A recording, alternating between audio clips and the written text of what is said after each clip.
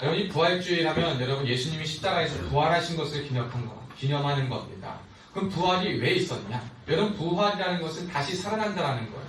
다시 살아나기 위해서는 뭐가 있어야 됩니까? 죽음이 있어야 됩니다. 부활은 죽음 없이 일어날 수 없는 일이고, 죽음이 있어야지만 그 죽음에서부터 부활한다라고 말할 수 있는 겁니다. 그럼 우리가 먼저 왜 예수님께서 부활하셨느냐라는 것을 살펴봐야 됩니다. 예수님께서 왜 부활하셨고, 그 부활에 필요한 그 죽음이 왜 그에게 닥쳤는가 라는 것을 우리가 기억하고 기념하는 것이 바로 부활주일입니다. 여러분, 예수님께서는 하나님과 똑같은 분이십니다. 여러분에게 지금 짧은 시간 말씀드리기 어렵지만 삼위일체라는 교리가 우리 개신교 신앙의 가장 근본적인 교리 중에 하나입니다. 성부 하나님, 성자 예수님, 성령 하나님이 즉 세 분이 아니라 한 하나님이시다라는 것을 말하는 것이 우리 기독교의 가장 핵심 교리 중 하나입니다. 즉 하나님과 같이 하나님이신 분께서 인간의 몸을 입고 오시고 이 땅에 오셨다라는 것에서부터 그게 시작되는 건데, 왜 오셨냐라는 겁니다. 왜 예수께서 이 땅에 인간의 몸을 입고 오셨냐? 왜 하나님 당신 자신께서 인간의 몸을 입고 오셨어도 여타 다른 종교의 신들과 같이, 신들이라 불리는 자들과 같이 그 사람들을 위해서 그 사람들을 다스리고 그 사람들에게 말하고 그 사람들에게 뭐 옳은 것만 주든지 특별한 피곤한 능력을 행하든지 두려움을 주든지 라는 영역과 모습을 사신 것이 아니라, 어려서부터 마국간이라는 말구유에 태어나셔서 정말 비천한 곳에서부터 탄생하셨고, 그 목수의 아들로서 태어나셔서 그 목수 아버지에서 여러 가지를 배우면서 30살 되셨을 때부터 이제 성경에 예수님의 일대기에 대한 기록이 시작됩니다. 그 전까지는 다른 사람들과 똑같이 평범한 삶을 사셨습니다. 그리고 30세가 되어서 이제 30세부터 십자가에 달리시기 전 3년 동안의 공생애, 누구에게든지 말씀을 통해 보여주는 예수님의 생애를 우리가 성경을 통해 확인할 수 있습니다. 그 공생애 기간에 예수님께서는 하나님의 나라의 복음을 전하였습니다. 너희가 회개하라, 천국이 가까웠다. 우리가 이렇게 살 수 없다. 율법으로만, 법으로만, 어떠한 제도로만 살 수 없고 완전히 자유할 수 없고 우리가 해결할 수 없는 죄의 값에서 책임을 질 수 없다. 그렇기 때문에 너희는 하나님을 믿고 또 하나님이 보내신 나를 믿는 것이 아버지의 뜻이다. 그것이 바로 유일한 구원이다라는 것을 전파하셨습니다. 그런가 동시에 예수님께서는 다른 사람들에게 능력이 있으시고 모든 권세가 있으셨지만 아픈 자와 병든 자와 저는 자와 소외받는 자를 위해서는 그 놀라운 기적을 때에 따라 행하셨습니다. 예를 들어 병들어 죽는 자가 있다면 그에게 다가가서 그의 병을 고쳐주시고, 헬일병을 앓는 여인이 예수님의 옷자락에 손만 대도 믿음으로 병이 낫는 기적을 베풀어 주시고, 혼인잔치에 포도주가 부족할 때에 예수님께서 다가가셔서 말씀에 순종하였더니 포도주가 넘쳐나는 기적이 있었고, 여러 가지 기적과 이사를 보여주셔서 피를 적절한 때에 사람들에게 나타내 주셨습니다. 그러나 당신 자신을 위해서는 한 번도 그 기적을 행하지 않으셨습니다. 모든 걸 하실 수 있음에도 불구하고 자신이 해를 입고 자신이 멸시를 받고 자신이 죄에 대한 죄도 없으신 분이 죄에 대한 책임과 모욕을 받을 그때에는 결코 자신의 능력과 자신의 모든 것을 발휘하지 않으시고 오직 타인을 위해서, 세상을 위해서, 죽어가는 영혼들을 위해서 그 모든 것을 나타내 보이셨다. 이것이 바로 이 땅에 인간의 몸을 입고 오신 예수님의 삶을 요약하는 것입니다. 그래서 예수님의 삶의 특징은 뭐냐면 희생의 삶이요, 섬김의 삶이요, 가르치는 삶이요, 일깨우는 삶이요, 자유를 주는 삶이다 라고 말할 수 있습니다. 그 여러 가지 삶 속에서 예수님께서 마지막 관문으로 여겨지는 것은 무엇이었냐? 이제 더 이상 제사나 어떠한 여러 가지 문제로 인해서 죄와 사망의 권세와 모든 것에서부터 자유할 수 있는 법이 아닌 은혜로 한 번에 모든 사람이 믿기만 하면 자유로워질 수 있는 그 놀라운 은혜를 주시기 위하여서는 십자가에 못 박혀 죽으심이라는 그 사건을 경험할 수밖에 없었습니다.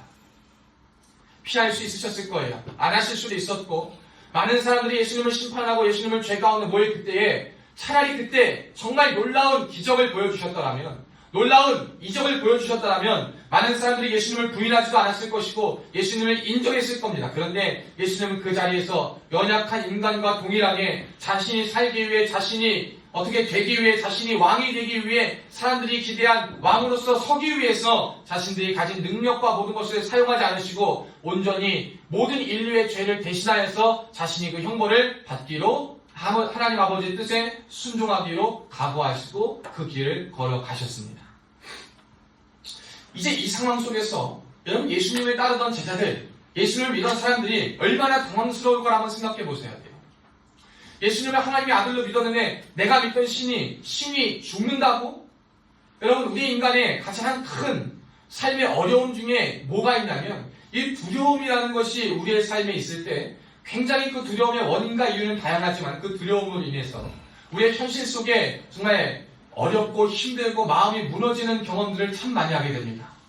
그 두려움의 종류는 참 다양합니다. 마치 오늘 제자들과 같이 자신이 모시던 스승이요, 어쩌면 자신들을 구원해 줄 수 이끌 수 있는 왕이요, 자신들의 지도자요, 어떤 얘기를 하나님의 아들이요 하나님이시라고 여겼던 그분께서 갑자기 자신과 함께하던 그분이 모욕과 오해를 받아 정말 아무 힘도 없고 무능해 보일 정도로 십자가에 그냥 못 박혀 죽었다? 라고 하는 것은 정말 처참하고도 볼품없는 일 중에 하나였을 거예요. 내가 그렇게 믿고 저렇게 능력이 많던 사람이 고작 사람들의 판단 앞에 서가지고 십자가에 달려 죽을 수밖에 없고 똑같이 그 죽음에서 고통을 당하고 고통을 느끼면서 괴로워하며 쓰러져가며 지쳐가는 모습을 많은 사람들에게 보이면까지 있는다? 과연 내가 믿었던 사람이 정말 신이 맞는가? 정말 저가 하나님이라면 왜 저럴까? 나는 이제 어떻게 살아가야 될까? 나의 인생을 저분 앞에 바쳐서 저를 믿고 저와 함께 살기를 다짐했는데 제자들은 많은 두려움과 고민과 많은 아픔들이 그의 삶 속에 십자가의 대속과 죽음을 볼 때에 마음에 많은 두려움과 고생이 있었을 거예요. 그때 제자들이 잊은 게 있어요. 여러분, 우리에게 두려움이 너무 크고 그 두려움이 크면요, 현실을요 바로 보는 것이 아니라 극대화해서 봅니다. 뭘 보냐면 나에게 두려움을 주고 두려울 수밖에 없는 상황을 확대, 정말 그 돋보기로 확대해서 보게 돼 있어요. 그걸 보면 다른 것이 보이지 않기 시작합니다. 하나님께서 예수님을 보내셨고 그 예수께서 구약에서 이미 하나님을 통하여서 예수님이 고난을 받아야 될 것이라는 예언, 그리고 다시 살리리라 하신 말씀, 복음서에 예수님이 오셔가지고 나는 십자가에 달려 돌아가야 되고 고난을 당할 거지만 다시 너희에게 올 거라는 그 말씀들이 잊혀지기 시작합니다. 두려움이 있을 때는요, 우리가 생각한 두려움과 두려움의 모습과 현실 속에 믿음의 확대기가 정말 믿음의 것들이 보이는 것이 아니라 현실의 돋보기가 우리에게 더 작용해가지고요, 현실을 더 자세히 보게 만들고 더 두렵게 우리를 만들고 힘들게 만듭니다. 그래서 제자들 역시 하나님의 말씀, 예수님의 말씀을 기억하지 못하고 잊은 채로 살아갔습니다. 그들의 감각이, 영적인 감각은 죽어지고 육적인 감각과 영적인 하나님의 마음과 믿음의 그 모든 것을 바라보지 못하고 이 육적인 현실 속에, 체감되는 것 속에, 보여지는 것에 스승을 잃었다는 상실감과 슬픔 속에 눈으로 본 죽음으로 인해서 허탈하게 그 현실이 그들에게 작용해서 결코 두려움에서 벗어나지 못하여 꽁꽁 숨어있는 그 시기였습니다. 그런데 예수님께서는 약속하신 대로 3일 만에 무덤에서 살아나시는 일을 보여주셨습니다. 예수님의 정말 시신을 맡고 있던 돌이 굴려져가지고 그 안에 빈 무덤이 되어 있는 것을 봅니다. 경비병들이 예수님의 무덤에 누가 시체를 훔쳐가가지고 정말 말한 대로 자기들이 시체 훔쳐가 놓고 그 예수가 알아서 부활했다고 생쇼하면 어떨 거냐라는 걱정까지 해가지고요, 그 고대에는요 정말 큰 동굴 같은 곳에 사람 시체 넣어놓고 돌문으로 거기를 다 막아놓습니다.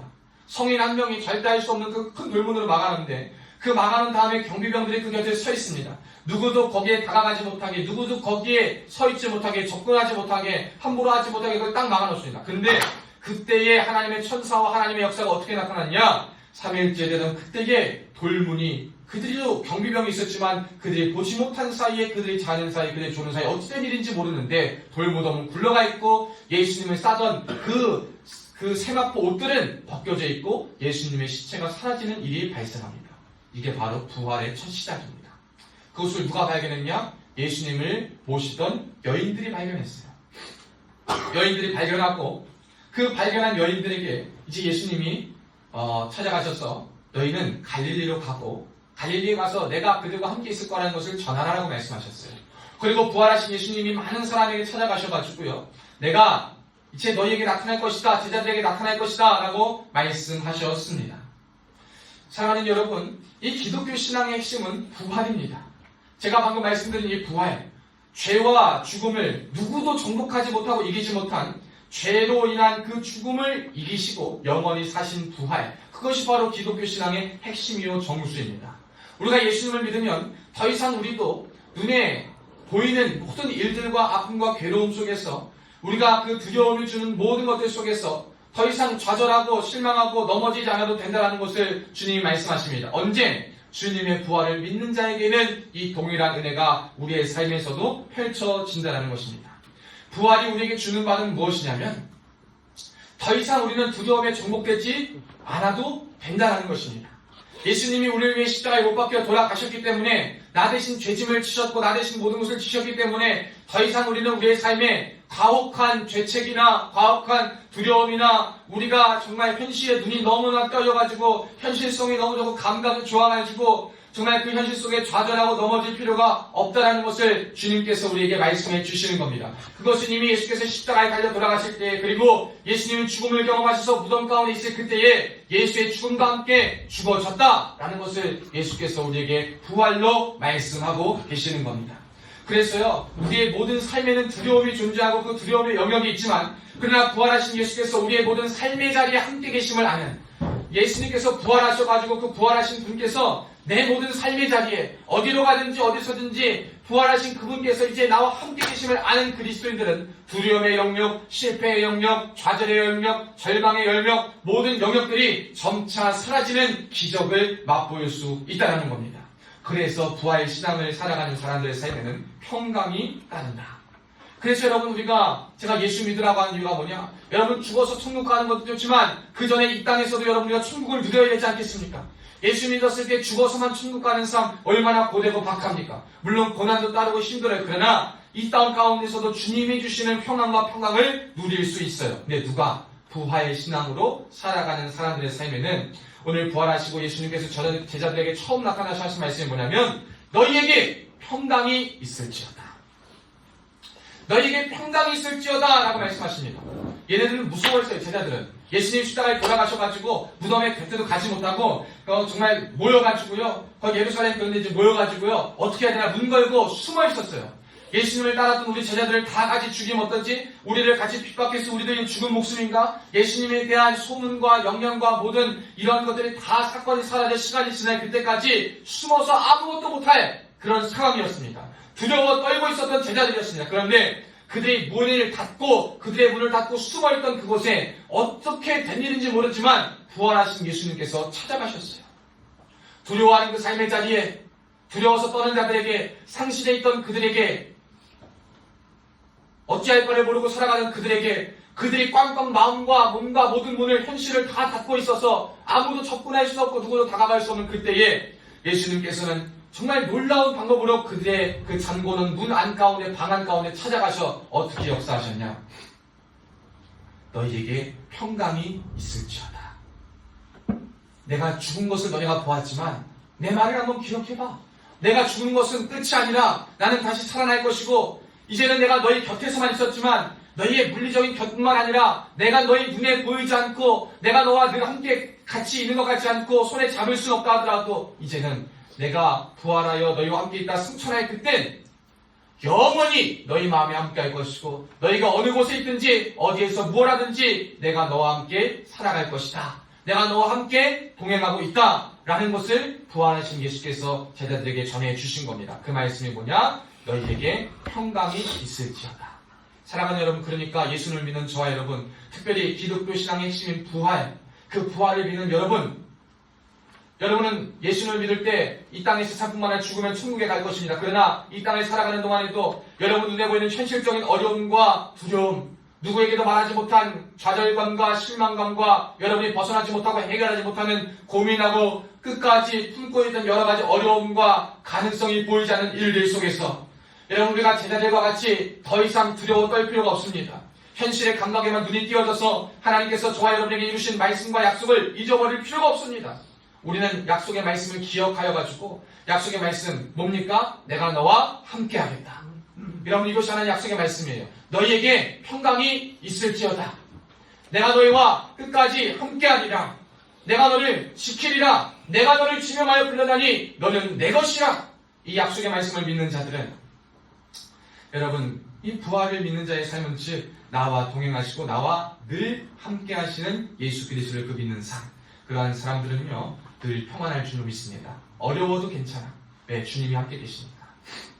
주님이 함께 계시면요 여러분, 폭풍이 있어도 폭풍을 잠잠케 해주시면 알기 때문에 예수께서는 주무실 수가 있었어요. 그러나 폭풍만 보고 어떻게 해야 될지 라고 하는 사람들은 좌충우돌하며 힘들어합니다. 여러분, 두려운 그 자리, 힘든 그 자리, 여러분 그 자리에 누가 계심을 기억하시면 좋겠냐? 하나님이 계시다. 나를 왜 십자가에 대속을 하시고 예수님의 그 대속과 구원이 내가 살아가는, 내가 어려워하는 그 자리에 나와 함께 계시다는 것을 믿으시길 바랍니다. 그래서 마지막 딱 마무리하겠습니다. 이 부활하신 예수님을 만난 사람들은 평강이 따르는데 그들을 어떻게 그것을 알고 증거할 수 있냐? 어떻게 그것이 드러나냐? 다른 것이 아닙니다.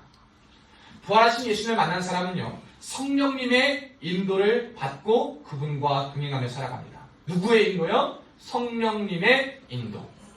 다른 인도가 아니에요. 더 이상 세상의 지식이나 세상의 방법이나 여러분이 세워놓은 좋은 사람들의 말과 가르침이 아니라 그것들도 여러분의 삶을 유익하게 해주지만 가장 유익하고 풍요롭게 할 성령님, 이 성령님만이 우리가 예수님이 누군지 알게 하시고 예수님을 따르는 것이 무엇인지 알게 하시고 성령을 통해서 예수의 사역을 믿게 하시고 예수님의 대속과 구원을 알고 전할 수 있게 해주시기 때문에 예수님을 만난 사람들, 평강을 얻은 사람들, 평강하는 사람들은 성령님의 인도를 받고 살아가야 합니다. 그래서 예수님이 그 다음에 뭐라고 말씀하신 겁니까? 너희에게 평강이 있을지어다 하고 말씀하신 다음에 성령을 받으라.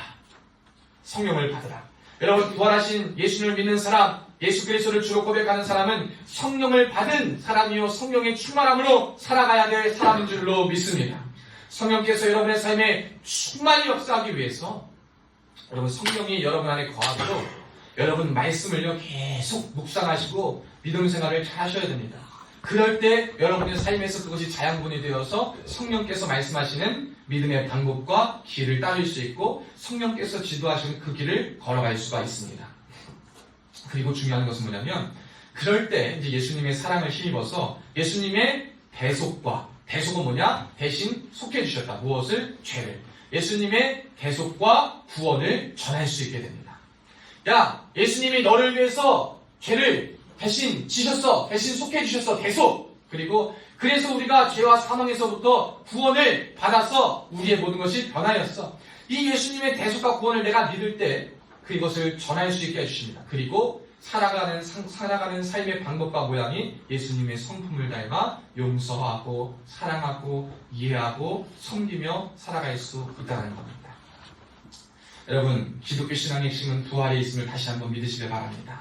여러분이 항상 문 닫아놓은 그 자리, 여러분이 이건 하나님도 못하실 거야.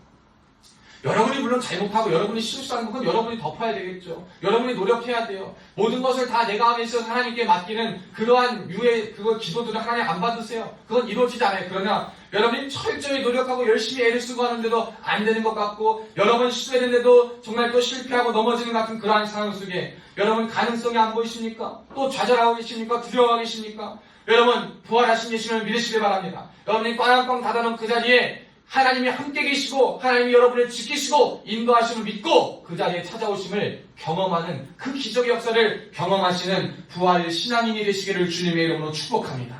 그 자리로 돌아가셔야 돼요. 여러분 그 자리에서 벗어나는 거 뭡니까? 여러분 눈을 들어 십자가에 달리신 예수님을 바라보세요. 두렵습니까? 그때 예수님이 나를 위해 십자가를 지셨지? 그 십자가에 지실 때 내 두려움도 못 박혔고 내 죄도 못 박혔고 내 어려움도 못 박혔고 내 좌절도 내 성품도 내 경험도 내 지식도 다 못 박혔다. 여러분 그 십자가에 같이 못 박아보세요. 그렇게 생각을 하고 주님을 바라보세요. 그러면 그 두려움이 있던 자리에 두려움이 정복되는 일이 있을 겁니다. 그리고 그 나서는 뭐냐? 그래서 죽음의 끝이 아니라 정복을 했는데 다시 그 모든 것을 이기시고 살아나신 예수님을 바라보는 거예요. 그건 뭐냐? 우리의 삶에 예수의 부활로 인한 회복과 승리가 있을 것을 말해주는 겁니다. 그럼 여러분 어디에 있든지 어느 곳에 있든지 여러분 안에 성령님이 계시고 그 성령을 통해 예수를 알고 예수께서 여러분과 함께 계심을 기억하시길 축복합니다. 여러분 결코 혼자가 아닙니다. 여러분 결코 버려지지 않을 겁니다. 여러분 결코 실패하지 않을 겁니다. 믿음 안에 승리하며 살아갈 수 있을 겁니다. 성령님의 인도를 꼭 받으세요. 예수님의 대속과 구원을 믿고 대속과 구원을 전하세요. 우리의 두려움의 영역이 점차 사라짐을 경험할 것입니다. 모든 삶의 자리에 하나님이 계심을 알게 될 겁니다. 평강과 평안에 따라서 죄로 인한 죽음을 이기신 부활의 기적과 부활의 놀라운 손길을 우리가 맛볼 수 있을 줄로 믿습니다. 우리의 모든 두려움이, 우리의 모든 어려움과 공포가 오늘 이 시간 말씀을 듣고 부활의 신앙인으로 살아가기로 다짐하는 여러분의 삶에서 예수의 이름으로 십자가에 같이 못 박히고 떠나갔음을 믿으시길 주님의 이름으로 축원합니다. 여러분은 승리하셨습니다. 여러분은 하나님의 사람입니다. 여러분에겐 평강이 넘칠 줄로 믿습니다. 오늘 이 말씀 은혜가 충만히 넘치시길 주의 이름으로 축원합니다.